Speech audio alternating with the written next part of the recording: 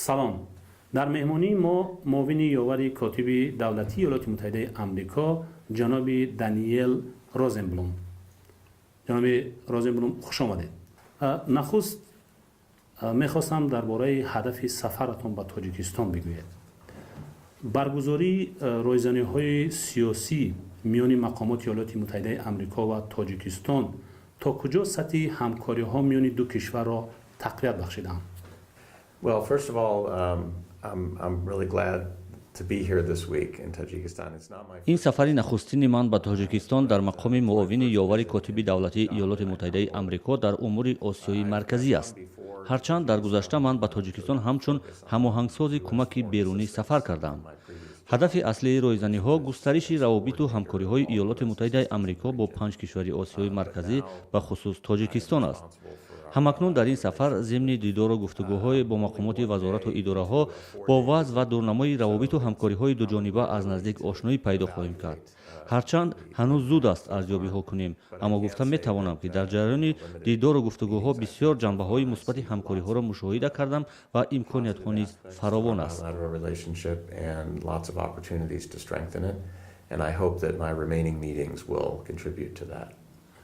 جناب روزنبلوم، یک از موضوعهای به قول رایزنی‌های مقامات آمریکایی با جانب تاجیکستان بحث حقوق بشر و دموکرات‌نمایی جامعه و همینطور تامین امنیت در تاجیکستان است.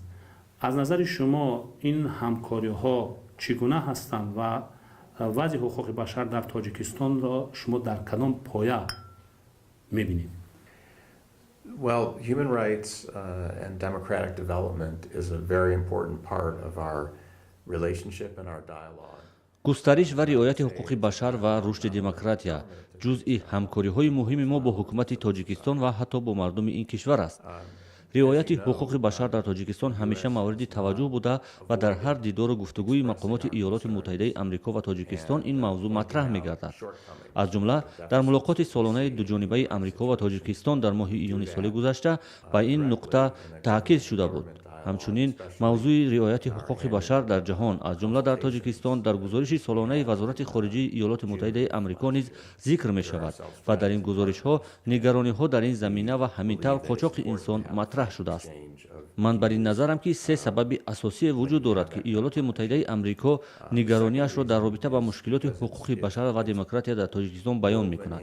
سبب اول این است که ما خود را دوست و شریک تاجیکستان می دانیم و البته که در شراکت مبادله افکار و بیان وجود دارد. دوم، رعایت حقوق بشر و رشد دموکراسی قسم جداناپذیر سیاست ما و قانونگذاری ما می باشد.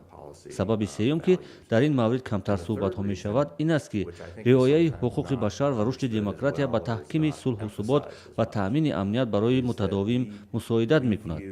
چون ما می خواهیم در این منطقه و در تمام جهان صلح و ثبات پایدار باشد. هر قدر که کانسپسیاها و سازشنامه‌های بین المللی در امور حقوق بشر رعایت شوند، همانقدر این عامل مساعدت در تحکیم صلح و ثبات در جهان می گردد. Observance of international human rights conventions actually leads to that stability in the long run. جناب روزنبلوم، در مسائل همکاری‌های امنیتی میان تاجیکستان و ایالات متحده آمریکا با اون که تاجیکستان و ایالات متحده آمریکا در این زمینه همکاری‌های گسترده دارند، اما مقامات تاجیکستان از گسترش فعالیت گروه‌های تروریستی و افراط‌گرایی نظیر دولت اسلامی، طالبان و غیره خیلی نگرانند. از نظر شما تا کجا این نگرانی‌ها واقعی هستند در حالی که میگویند این گروه‌ها در قسمت شمال افغانستان که هم‌مرز با تاجیکستان هست دارن فعال میشن؟ We share concerns with our partners in Tajikistan and elsewhere in the region about the threat of terrorism. البته در این مسئله نگرانی از گسترش فعالیت گروه‌های تروریستی و افراطی را با تاجیکستان و دیگر شریکان خود در منطقه آسیای مرکزی هم فکریم. همکاری ما در مسائل امنیتی نیز بیشتر در زمینه مقابله علیه این گونه تهدید و خطرها هست. با شریکان خود در مورد تأمین امنیت در افغانستان و فعالیت گروه‌های تروریستی و افراطگرا همیشه مبادله افکار می‌کنیم و وضعیت در منطقه ارزیابی می‌شود. барои муборизаи беамон зидди терроризм ва ифротгароӣ стратегияи ҳамаҷониба лозим аст. ҳамчунин тавони кишварҳо дар ҷиҳати таъмини амният мустаҳкам ва марзҳо бояд таҳким гардад. мо бояд сарчашмаҳои хатари терроризм бахусус таҳдиди гурӯҳи давлати исломиро муайян карда ва пеши роҳи паҳн нашудани онро бигирем. on identifying what the roots are, the root causes, and seeing if there's a way to address those to lessen the possibility of recruitment. سفر شما در حال صورت بگیرد که هفته پیش معاون وزیر دفاع روسیه از تاجیکستان دیدن کرد و باز هم موضوع تحکیم نفوذ روسیه در این منطقه و حتی برگشت دوباره مرزبانان روس به مرز تاجیکستان با افغانستان سر زبان ایده از تحلیلگران قرار گرفت. با توجه به سیاست‌های ژئوپلیتیکی روسیه تا اندازه توانسته جایگاه خود را در این منطقه تحکیم بخشد. اما ایالات متحده آمریکا برای تحکیم جایگاه خود در این منطقه و ویژه در تاجیکستان چه اقداماتی را روی دست گرفته است؟ Well, let me say first of all that my visit here has nothing to do with the Russian. таъкид мекунам ки сафари ман ба боздиди муовини вазири дифои русия ҳеҷ иртиботе надорад ва дар ин замина ҳамоҳангие низ сурат нагирифтааст. аммо ҳамкории мо бо тоҷикистон бо дар назардошти манофеи мутақобили ҳам ин кишвар ва ҳам дигар кишварҳои минтақа ба ҳадафи рушду нуму ва таъмини сулҳу субот ва амният густаришу тақвият меёбад. ин ҳамкориҳо ба хотири пешгирӣ аз истиқрори террористон дар тоҷикистон ва амалҳои номатлуби онҳо ҳаст. аммо равобиту ҳамкории мо бо тоҷикистон бар зарари ҳеҷ кишваре аз ҷумла русия нест. ин ҳамкорӣ ба манфиати тоҷикистон аст. мо медонем ки тоҷикистон на танҳо бо русия балки бо дигар кишварҳо низ дар масоили амниятӣ ва дигар бахшҳо ҳамкорӣ дорад.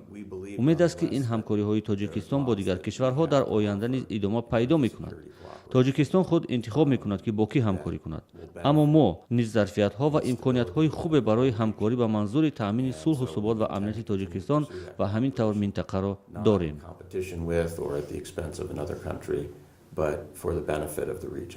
تشکر جناب روزنبلوم. سوال دیگری در رابطه با تحولات اوکراین دارم. همکنون با توجه به انکسه کریم از جانب روسیه جامعه جهانی البته علیه روسیه تحریم‌های را وارد کرده است. تا کجا این تحریم‌ها واقعی و تاثیررسانند؟ As you know, and as your question implied, there were sanctions imposed by the United States and the European Union. واقعاً این تحریم‌ها ادامه دارد و هدف اصلی آن است که روسیه باید از عملهای خود دست بردارد. چون که از نظر ما و شریکان ما در اتحادیه اروپا اقدامات روسیه نقض موازین بین المللی است. قضیه اوکراین راه حل نظامی ندارد و تنها از راه سیاسی و آن هم اجرای پروتکل مینسک است. ولی متاسفانه بندهای پروتکل مینسک اجرا نمی شود و به این دلیل تحریم ها همچنین ادامه خواهند کرد. هرچند حالا این تحریم ها تاثیر خود را رسانیدند اما دشوار است معلوم کردن آن تاثیری که به اقتصاد روسیه وارد کرده شد. نتیجه این تحریم ها است یا پایین رفتن قیمت نفت. ما باوری داریم که این تحریم ها به خاطر حمایت استقلال و جدایی ناپذیری اوکراین مهم است وگرنه این گونه عمل ها می تواند عاقبت های درازمدتی را برای دیگر کشورهای جهان به بار آورد. حتی این گونه اقدامات نزاع‌های احتمالی را نیز به وجود می آورد.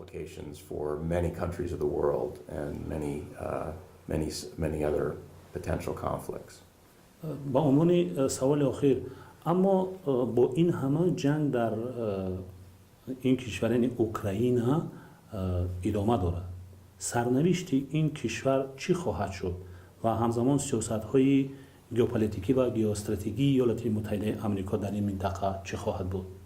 Well, I don't claim to have a crystal ball to see the future, so I don't think I can make a prediction